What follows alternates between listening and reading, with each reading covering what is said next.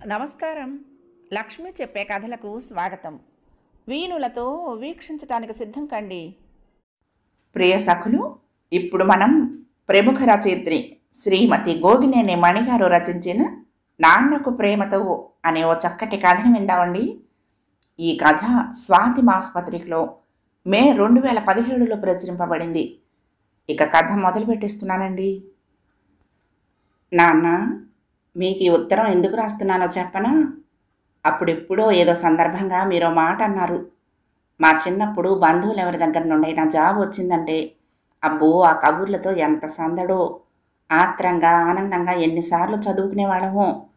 ఇప్పుడు ఫోన్లు ఎక్కువయ్యాక ఉత్తరం అనే సంబరమే లేకుండా పోయిందిగా అని. ఇప్పుడు నేను చెప్పాలనుకుంటున్న విషయాన్ని క్లుప్తంగా ఫోన్లో మీకు చెప్పొచ్చు, లేకపోతే ఇంటికి వచ్చాక స్వయంగా వివరించవచ్చు.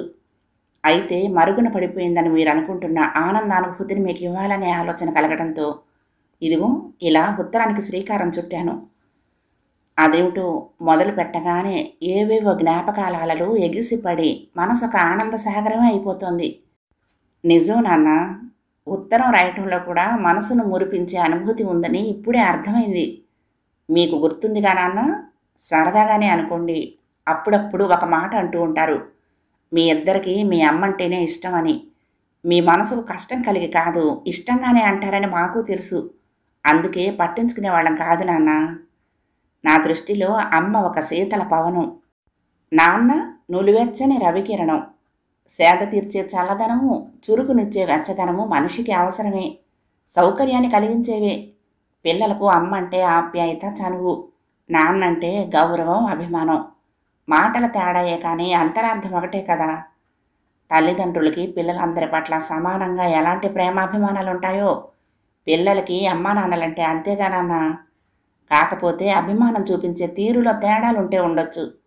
అయితే ఇప్పుడు నాకు విషయంలో స్పష్టత వచ్చింది. మీరంటేనే నాకు కొంచెం ఎక్కువ మక్కువ అని. అందుకే ఒక సంగతిని మీకే ముందుగా చెప్పాలని ఉత్తరం రాస్తున్నాను. అదేమిటో ఆఖరణ చెప్తాను. ఏదో చెప్పాలని ఏది గుర్తొస్తే అది రాసేస్తున్నాను. ఉత్తరం రాయటం కూడా నాకు కొత్త కదా నాన్న. నా మనసు విప్పి నా ఆలోచనల్ని వివరంగా చెప్పాలనే తాపత్రయం అయితే ఉంది, కానీ సరిగ్గా రాయలేకపోతున్నాననిపిస్తోంది. అర్థమవుతోందా నాన్న? నా చిన్నప్పుడు నాకు బాగా గుర్తు. మీరు భుజం మీద కండువాతో పక్కన పాలేరుతో పొలానికి వెళ్ళేవారు. గట్టు మీద గొడుగు నీడని కూర్చుని అజమాయిషీ చెయ్యటమే మీ పని. అప్పట్లో నాయనమ్మ మాకు తరచూ చెప్తూ ఉండేది తాతగారి కబుర్లు. ఆయనకు 100 ఎకరాల పొలము, 10 మంది పాలేర్లు ఉండేవారట. ఎవరింట్లో శుభకార్యం జరిగినా ఊరి పెద్దగా పట్టుబట్టలు పెట్టే ఆచారమే కాకుండా ఎవరికి ఏ అవసరం వచ్చినా ఆదుకునే దాతృత్వము ఉండేవట. పెట్టుపోతలు పిల్లలు పెరిగి మీ దగ్గరకు వచ్చేసరికి 10 ఎకరాలే ఆస్తిపాస్తులయ్యాయి. మా చదువుల ఖర్చు, కుటుంబ అవసరాలు పెరగడంతో సొంత పొలం ఇంకా తగ్గి కౌలుకు చేయటం ఎక్కువైంది. దాంతో మీ భుజం మీద కండువా తలపాగాగా మారింది. గట్టున కూర్చోవటం కాకుండా చేనులో ఎండలో నిలబడి నలుగురితో కలిసి పనిచేయాల్సిన పరిస్థితి రావటాన్ని గమనించాను. అయితే పరిస్థితుల మార్పుతో మాకే కష్టమో తెలియకుండానే మా చదువులు నిరాటంకంగా సాగిపోయాయి. పోస్ట్ గ్రాడ్యుయేషన్ ఫైనల్ ఎగ్జామ్స్ పూర్తయి 4 రోజుల్లో నేను ఇంటికి బయలుదేరి రావాల్సి ఉండగా ఆ రోజు నన్ను కలవటానికి మా హాస్టల్కి మనోజ్ వచ్చాడు. పెళ్లి చూపులే, కాకపోతే కొంచెం పద్ధతిలో మార్పు అంతే. మన బంధువుల ద్వారా వచ్చిన ఈ సంబంధం మీ అందరికీ అన్ని విధాలా నచ్చిందని మేమిద్దరం కూడా మాట్లాడుకున్నాక అంగీకారం తెలిపితే నిశ్చయం చేసుకుందామని అనుకుంటున్నట్లుగా ఆ ముందు రోజే నాకు ఫోన్ చేసి చెప్పారు. మనోజ్ రూపురేఖలే కాదు, అతని మాటల్లోని మర్యాద, మన్నన కూడా నన్ను ఆకట్టుకున్నాయి. అందుకే నిస్సంకోచంగా తనతో సరదాగా మాట్లాడగలిగాను. కొంతసేపటి తర్వాత పెళ్లి విషయంగా నా కోరిక ఏమిటని అడిగాడు. మా అమ్మా నాన్నల మాదిరిగానే నా జీవితము ఉండాలని కోరుకుంటున్నా అని చెప్తే కొంచెం వివరంగా చెప్పమన్నాడు. నేను 10th క్లాసులో ఉండగా జరిగిన ఆ సంఘటన నాకు బాగా గుర్తు నాన్న. మనం నలుగురం భోజనాలు కూర్చుంటూ ఉండగా ఎవరో పెద్ద అయినా మీకోసం పొరుగురు నుండి వచ్చారు. ఆయనను భోజనానికి కూర్చోమని అంటే కొంచెం మొహమాటంగానే సరేనన్నారు. అమ్మ మనందరికీ వడ్డించింది. ముగ్గురికి సరిపడా భోజనమే ఉండి నలుగురు ఉంటే తనకేమాత్రం ఆకలిలేదని చెప్పే వ్యక్తి అమ్మాయి ఉంటుందని అంటారు కదా నాన్న. అమ్మ కూడా అప్పుడు ఇంచుమించు అలాగే చెప్పింది. అంతకుముందే ఏవో తిన్నానంటూ. ఆ పెద్దాయన వెళ్ళిపోయాక మీరు బయటకు వెళ్ళి అరగంట తర్వాత చెమటలు కక్కుతూ చేతిలో ప్యాకెట్తో వచ్చారు. మధ్యాహ్నపు ఎండలో దూరంగా ఉండే నాగయ్య టీ కొట్టుకు నడిచి వెళ్ళి అమ్మ కోసం టిఫిన్ పట్టుకొచ్చారని అప్పుడు అర్థమైంది. తినటానికి అమ్మకేమీ మిగల్లేదనే విషయాన్ని మేమైతే గమనించలేదు. ప్యాకెట్ని ఆత్రంగా విప్పుతూ ఉంటే, మీరు మీ అమ్మ పొద్దుటి నుండి పనిచేస్తుందే కానీ ఎంతైనా నోట్లో వేసుకోలేదు, ముందు కొంచెం అమ్మకు పెట్టండి అన్నారు. మాకు కొంచెం కొంచెం పెట్టి తను తింటూ, అమ్మ మీ వైపు ఎంత ఇష్టంగా చూసిందని, తన కష్టాన్ని గుర్తించడమే కాదు, బాధ్యతగా ఆకలిని తీర్చటం, అమ్మ మనసును మురిపించడంలో ఆశ్చర్యమే ఉంటుంది నాన్న. అప్పుడే నాకు అనిపించింది, కుటుంబ బరువు బాధ్యతలను భరించే నాన్నంటే కొండంత భరోసాయే కాదు, గొప్ప దిలాసా కూడా అని. ఇదంతా అతనికి చెప్పి చివరిగా, భార్యాభర్తల్లో ఒకరికి ఆకలిగా ఉంటే ఇంకొకరికి ఆ నకనకలు తెలుస్తాయి. ఒకరు సంతృప్తిగా తింటే మరొకరికి కడుపు నిండిన అనుభూతి కలుగుతుంది. అన్యోన్యత అంటే అదే అన్నాను. నేను అటువంటి తల్లిదండ్రుల మధ్య పెరిగిన వాడినే కాబట్టి మీ కోరిక పట్ల అంగీకారమే కానీ నాకేం ఇబ్బంది ఉండదు అంటూ చట్టుకున్న నా చేయి పట్టుకుని, నా శక్తి మేరకు మీకేం కష్టం కలగకుండా చూసుకుంటాను, నేనంటే ఇష్టమేనా అని అడిగాడు. ఎవరికైనా అంతకంటే ఇంకేం కావాలి? నేను ఆనందంగా అంగీకరించాను. 2 రోజుల తర్వాత నేను ఇంటికి వచ్చేసరికి పెళ్లి కబుర్లు జోరుగా సాగుతున్నాయి. అమ్మ, అత్తయ్య, పిన్ని కలిసి కూర్చుని బంగారం, బట్టలు, ఎక్కడెక్కడ ఏమేం కొనాలి అంటూ కాసేపు, పెట్టుపోతలు, లాంఛనాలు అంటూ మరి కాసేపు గలగలా మాట్లాడేసుకుంటున్నారు. అక్క, నీ పెళ్లికి అమ్మ నాకు న్యూ మోడల్ రిస్ట్ వాచ్, 2 జతల బట్టలు శాంక్షన్ చేసింది. పై చదువనో లేక కొన్నాళ్ళు ఉద్యోగం చేయాలనో అభ్యంతరం చెప్తావేమోనని భయపడ్డా. బావ తన మాటలతో నిన్ను మెస్మరైజ్ చేసేసినట్టున్నాడు. అందుకే మారు మాట్లాడకుండా ఒప్పేసుకున్నావు కదూ? తమ్ముడు అప్పుడే వరుస కలిపేస్తూ సంబరంగా అన్నాడు. అమ్మ మొహంలో అయితే అంత ఆనందం నేనెప్పుడు ఇంతకు ముందు చూడలేదు. నీకు అదృష్టం కొద్దీ చాలా మంచి సంబంధం కుదిరిందే. వాళ్ళు కట్నాల ప్రసక్తే వద్దన్నారు. పెళ్లి మాత్రం బాగా చేస్తే చాలన్నారు. మన ఇంట్లో చాన్నాళ్లకు జరుగుతున్న మొదటి శుభకార్యం అంటూ అమ్మ సంతోషించింది. అమ్మ, పిన్ని కూడా ముక్త కంఠంతో నా అదృష్టాన్ని పొగిడేశారు. మనోజ్ లాంటి వ్యక్తి సాహచర్యం లభిస్తున్నందుకు నాకు చాలా ఆనందంగా ఉంది. అయితే ఆ ఆనందం అంతా 2 రోజుల్లోనే ఆవిరి కాబోతోందని అప్పుడు తెలియలేదు. విధి విలాసం అంటే అదే కాబోలు. మన ఊళ్ళోనే ప్రాక్టీస్ పెట్టిన డాక్టర్ శాంతాదేవి గారి అమ్మాయి నా స్నేహితురాలేగా. తను అత్తవారింటి నుండి వచ్చిందని తెలిసి నా పెళ్లి కబురు చెప్పడానికి వెళ్ళానా, మాట్లాడుతూ ఉండగానే తల తిరిగినట్లయి పడిపోయాను. శాంతాదేవి గారికి ఏదో అనుమానం వచ్చి ఏవో టెస్టులు చేసి ఆ పూట నన్ను అక్కడే ఉండమని రిపోర్టులన్నీ చూసి చెప్పిన విషయానికి షాక్ అయ్యాను. మెదడులో చిన్న కంతి ఏర్పడిందని, ట్రీట్మెంట్తో కరిగిపోతుంది కాబట్టి భయమేమీ లేదన్నారు. ఉద్వేగం, ఆవేశం లాంటివి పనికిరావు కాబట్టి పెళ్ళి ఓ 3 ఏళ్ల పాటు వాయిదా వేసుకోమని సలహా ఇచ్చారు. వ్యాపకం కోసం ఎటువంటి ఒత్తిడిలో నేను ఉద్యోగాన్ని చేసుకుంటూ ప్రశాంతంగా ఉండమన్నారు.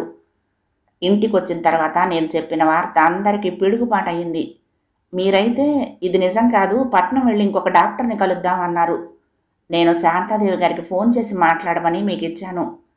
అమ్మాయి ఇలా అంటోంది ఏమిటండి అని మీరు అడగగానే ఆవిడ, అవును, పెళ్లికి 3 ఏళ్లు గడువు అవసరమే అని చెప్పారు కదా. అత్తయ్య, పిన్ని వాళ్ళు 3 ఏళ్ల తర్వాత అంటే జబ్బు పూర్తిగా తగ్గిందో లేదోననే అనుమానంతో అసలు సంబంధాలే రాకపోవచ్చు. ఇప్పుడే ఆ మాట బయటికి రాకుండా చూసుకుని పెళ్లి కానిచ్చేసి ఆ తర్వాత ఏదో ఆలోచించుకోవచ్చు అని సలహా ఇచ్చారు. ఇలా చేశావేమిటి భగవంతుడా అంటూ అమ్మ రాగాలు తీసింది. నేనేదో ఇప్పుడే పైకి పోతున్నట్లుగా శోకాలేమిటమ్మా అని కసిరి దిగులుగా కూర్చున్న మీ దగ్గరికి వచ్చాను. మొదటిసారిగా మీ కంట్లో నీళ్లు చూసి ఎంత చెల్లించిపోయానో. ఇప్పుడు ఈ పెళ్లి క్యాన్సిల్ చేసుకుందాం నాన్న. ఆ తర్వాత కాకపోయినాయో పెళ్లి లేకుండా బ్రతకటానికి వీల్లేదా? ఈ మాట మిమ్మల్ని అడిగితే తోడు లేకుండా ఒంటరిగా ఉండటం కష్టం కదమ్మా అని మీరు డగ్గుత్తికతో జవాబిచ్చారు. ఏం నాన్న, జబ్బు మనిషినని నన్ను దూరంగా పెడతారా? ఒంటరిని ఎందుకు అవుతాను మీరంతా ఉండగా అని అడిగాను. అయ్యో, అంత మాట అనకమ్మా, మేం బ్రతుకుతున్నదే మీ ఇద్దరి కోసం. తోడుగా మేమున్నంతకాలం ఎందుకుండము అన్నారు నన్ను మీరు దగ్గరకు తీసుకుని కళ్ళు తుడుచుకుంటూ. ఈ మాట చాలు నాన్న, నాకు ఇప్పుడు చాలా నిశ్చింతగా ఉంది అన్నాను మీ చెయ్యి పట్టుకుని. మీలో గూడు కట్టుకున్న దిగులు మాత్రం చెదిరిపోలేదని గమనించి మీకు సంగతి గుర్తు చేశాను. 4-5 సంవత్సరాల క్రిందటి సంగతి.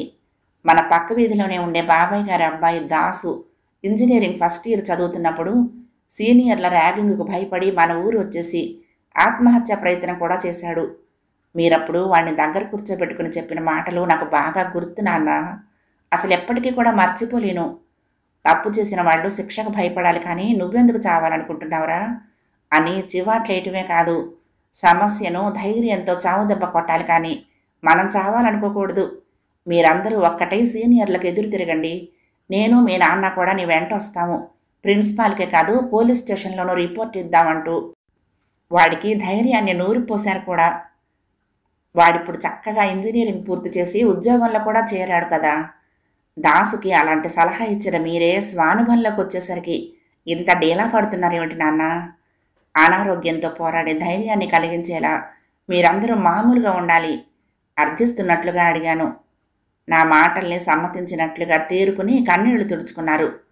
శాంతాదేవి గారి సిఫార్సుతో మన ఊరి పొలిమేరల్లో కొత్తగా పెట్టిన రెసిడెన్షియల్ కాలేజీలో నాకు మ్యాథమెటిక్స్ లెక్చరర్గా మంచి శాలరీతో ఉద్యోగం దొరికింది.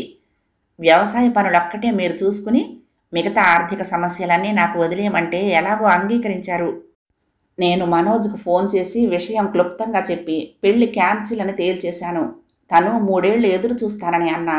అప్పటి సంగతి చెప్పలేనని వేరే సంబంధం చూసుకోమన్నాను. స్నేహితుడిగా అప్పుడప్పుడు యోగక్షేమాలు కనుక్కోవటానికి ఫోన్ చేస్తానంటే మాత్రం అభ్యంతరం చెప్పలేకపోయాను. 3 ఏళ్లు ఇట్టే గడిచిపోయాయి. తమ్ముడు చదువు పూర్తయింది. మొన్ననే ఉద్యోగం కూడా వచ్చేసిందిగా. అందుకే ధైర్యంగా ఇప్పుడు అసలు విషయంలోకి వస్తున్నాను నాన్న. ఆ రోజు అందరూ పెళ్లి కబుర్లతో సరదాగా ఉంటే మీరు మాత్రం చేతిలోని పేపర్ను ఏమాత్రం కదపకుండా తదేకంగా చూస్తూ ఉంటే ఏమిటి నాన్న అంతలా చూస్తున్నారు అని మామూలుగానే అడిగాను. మీరు అప్రయత్నంగానే ఏదో బొమ్మ అందంగా నా సమస్యకు పరిష్కారంగా కనిపిస్తేను అనేసి వెంటనే ఎవరో చిన్నపిల్లాడు గీసిందిలే అంటూ ఆ పేపర్ను తీసుకువెళ్ళి పాత పేపర్ లారీలో పడేసి వచ్చారు. ఎవరో మీకోసం వస్తే వాళ్లతో బయటకు వెళ్ళిపోయారు. ఆ బొమ్మ ఏమై ఉంటుందా అనే ఆసక్తితో ఆ పేపర్ను తీసి చూశాను. నాకు ఒళ్ళు జలధరించింది నాన్న. అది ఉరి వేసుకున్న మనిషి చిత్రం. పక్కనే రైతుల ఆత్మహత్యలు సమస్యల మీద రాసిన వ్యాస ఉంది. మీలో రూపుదిద్దుకుంటున్న ఆలోచన ఏమిటో స్ఫురించినట్లయి వణికిపోయాను. ఆ క్షణం నుండి మిమ్మల్ని పరిశీలనగా గమనిస్తే నా ఊహ నిజమేననిపించింది. అమ్మను కదిపాను. అమ్మకి పూర్తిగా తెలియదు కాబట్టి అప్పుల గురించి కొంత చెప్పింది. మనవాళ్ల ద్వారానే నేను ఇంకా తెలుసుకున్నాను.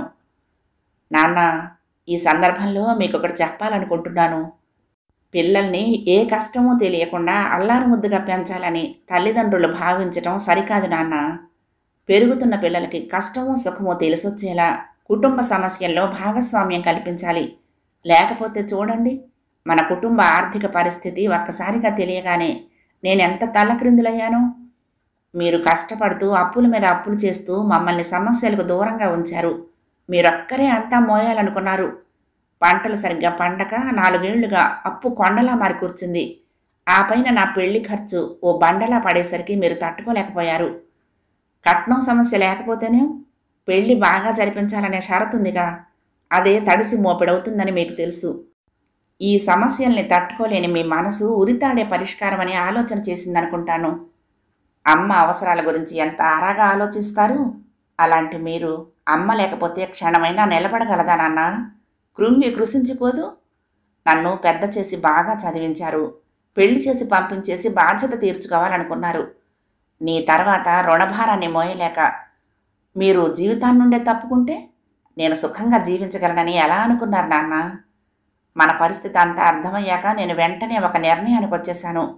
డాక్టర్ శాంతాదేవి గారు ఆ ఆరోగ్య పరిస్థితి గురించి అసత్యం చెప్పటం తన వృత్తి ధర్మానికి విరుద్ధం అన్నారు.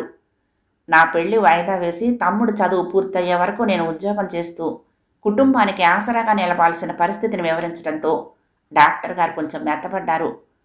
మహాభారత గాథలో యుద్ధ సమయంలో ధర్మరాజుతో సగం నిజం సగం అబద్ధం కలిపి చెప్పించిన విధానంలో డాక్టర్ గారు కూడా మీతో 3 ఏళ్ల పాటు పెళ్లిని వాయిదా వేయాల్సిందే అని చెప్పారు.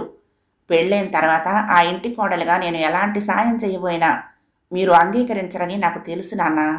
అందుకే నేను ఇటువంటి నిర్ణయాన్ని తీసుకున్నాను. మీ మనసులోని ఉరితాడు ఆలోచనను దూరం చేసి రుణభారం తగ్గించి నిశ్చింతగా ప్రశాంతంగా మీరుండాలని కూతురిగా మీకు నేను ఇవ్వగలిగే కానుక ఇదే అనుకున్నాను. నేను ఇన్నాళ్ళు పోరాడింది అనారోగ్య సమస్యతో కాదు నాన్న, అప్పుల భారంతోనే. ఇంటి పెత్తనమంతా నేనే తీసుకున్నా కదా. నెల నెల నా జీతం నుండి ఇంటి ఖర్చులకి పొదుపుగా వాడుతూ, తమ్ముడి ఫీజుల తర్వాత హెచ్చు మొత్తం బ్యాంకు రుణాలకి, ఇతరుల దగ్గర తీసుకున్న దానికి జమ వేస్తూ వస్తున్నాను. పర్వాలేదు నాన్న, మన కుటుంబం ఇప్పటికి బాగానే కుదుట పడిందిగా. ఇంకో సంగతి నాన్న, ఈ ఊళ్ళో జరుగుతున్న సెమినార్కి కాలేజీ తరపున మొన్న నేను ఇక్కడికి వచ్చానా, నిన్న మనోజ్ వచ్చి నన్ను కలిశారు. తను నా కోసమే ఎదురు చూస్తూ పెళ్లి మాట తలపెట్టలేదన్నారు. నేను చూచాయిగా అసలు విషయాన్ని చెప్పి పెళ్లికి నా అంగీకారాన్ని తెలియచేశాను. తన తల్లిదండ్రులు మీ అంగీకారం కోసం మన ఇంటికొచ్చి పెళ్లి బాగా చేయాల్సిన అవసరం లేదు, మామూలుగా చేసినా అది మాకు మహదానందమే అని చెప్తారని మనోజ్ సరదాగా అన్నాడు. అమ్మకు ఈ విషయాలన్నీ చెప్పండి. మీకు ఈ ఉత్తరం అందిన మరునాటికే నేను మన ఇంట్లో ఉంటాను. నేనేమైనా తప్పుగా ప్రవర్తించానని అనిపిస్తే మన్నించమని కోరుతున్నాను. ముగిస్తానిక నాన్న. ప్రేమతో మీ కూతురు చిన్నారి. ఉత్తరం చదవటం ముగించి, నువ్వు కూతురివి మాత్రమే కాదు, నాకు పునర్జన్మనిచ్చిన తల్లివి కూడానమ్మా. కూతురిపై ప్రేమాభిమానాలు ఉప్పొంగగా ఆర్ద్రత నిండిన మనసుతో ఆనందంగా అనుకున్నాడు ఆ నాన్న. కథ సమాప్తం. ప్రియ సఖులు, ఈ కథ మీకు నచ్చితే తప్పకుండా లైక్ చేయండి, షేర్ చేయండి, కామెంట్ చేయండి, సబ్స్క్రైబ్ చేసుకుని నన్ను ఎంకరేజ్ చేయండి. ఉంటానండి. ప్రేమతో లక్ష్మి, కృష్ణాతీరం, దుర్గమ్మ సన్నిధానం. నమస్తే.